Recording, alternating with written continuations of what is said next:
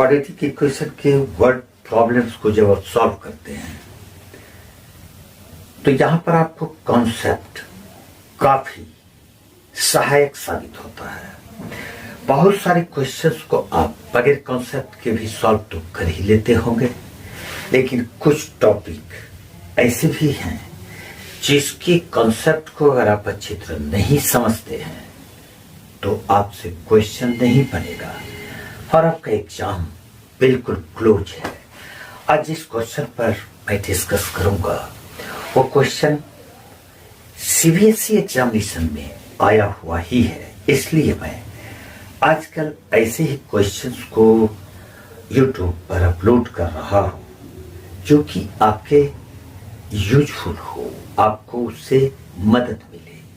Time and work एक ऐसा topic है जिसका क्वेश्चन आप जब बनाने जाते हैं तो कॉन्सेप्ट की कमी की वजह से आप फंस जाते हैं। जैसे मान लेते हैं कि राम किसी वर्क को 5 डेज में कंप्लीट कर लेता है।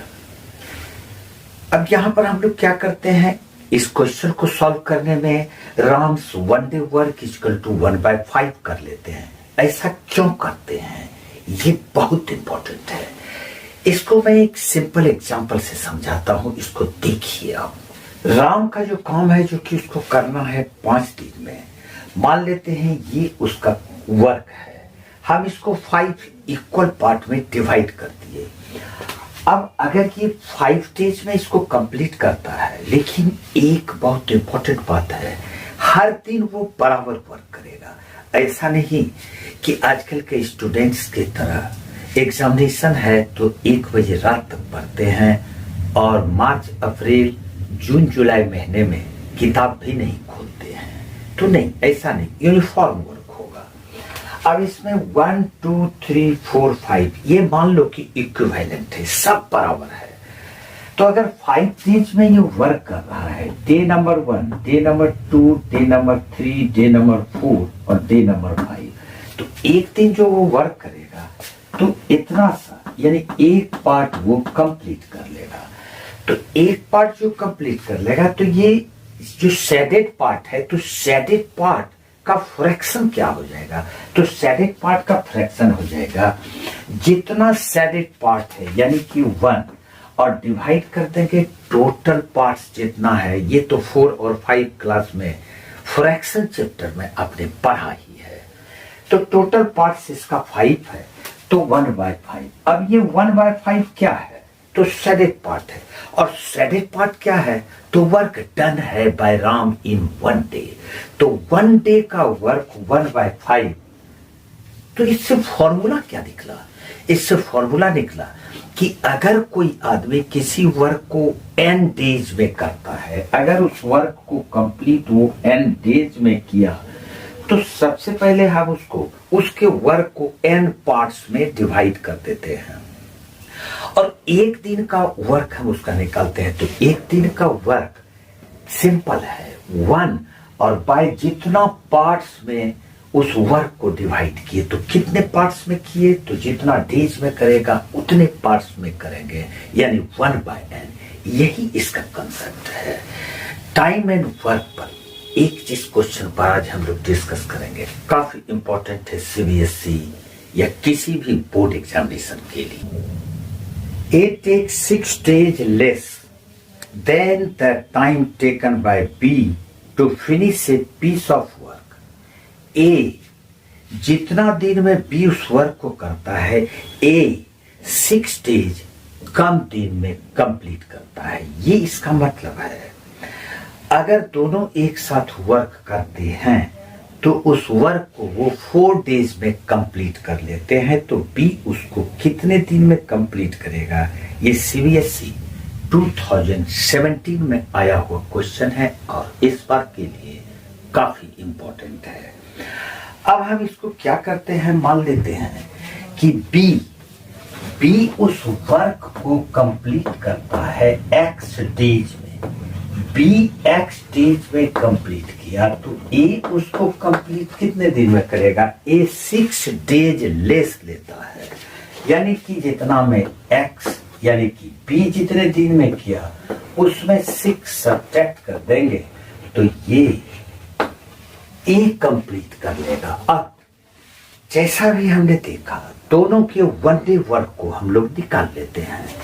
तो ए का one day work, as one day work, A का वन डे वर्क हो जाएगा x माइनस 6 में कंप्लीट करता है तो 1/x माइनस 6 पार्ट हो जाएगा ये। और फिर बीज वन डे वर्क, बी का वन डे वर्क हो जाएगा 1/x। देखिए क्वेश्चन में दिया हुआ है कि दोनों उस वर्क को 4 डेज में कंप्लीट करते हैं तो दोनों का एक दिन का वर्क कितना होगा तो 1, और जितना पार्ट में उसको डिवाइड किए हो तो 4 पार्ट में डिवाइड किए हैं तो 1/4 हो जाएगा।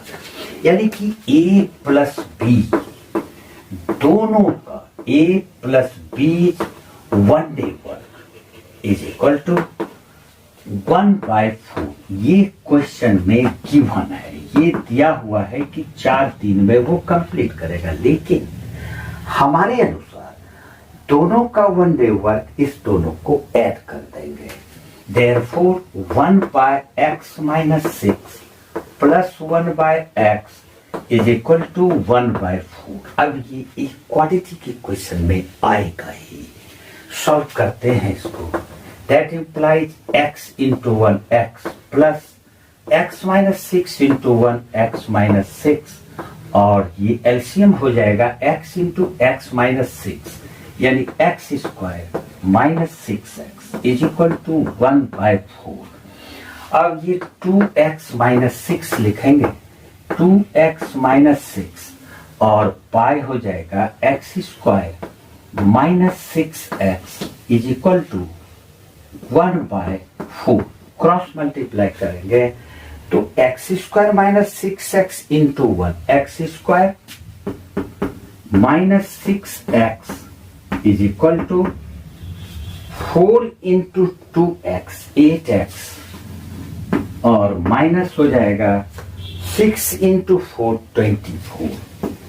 ये दोनों पार्ट्स को लेफ्ट साइड लाते हैं तो एक्स स्क्वायर माइनस 6x, ये 8x लेफ्ट साइड आकर माइनस 8x और ये प्लस 24 इज इक्वल टू 0।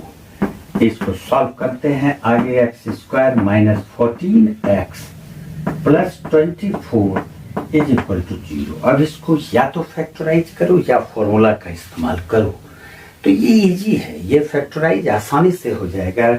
24 का 2 फैक्टर निकालो जो 14 हो जाए तो 12 और 2। तो हम इसको लिखते हैं x square minus 12x minus 2x plus 24 is equal to 0। इससे x कॉमन ले लेंगे तो x माइनस 12 और यहां से माइनस 2 कॉमन ले लेंगे, x minus 12 is equal to 0। दोनों से x माइनस 12 कॉमन ले लेंगे तो बच गया x minus 2 is equal to 0।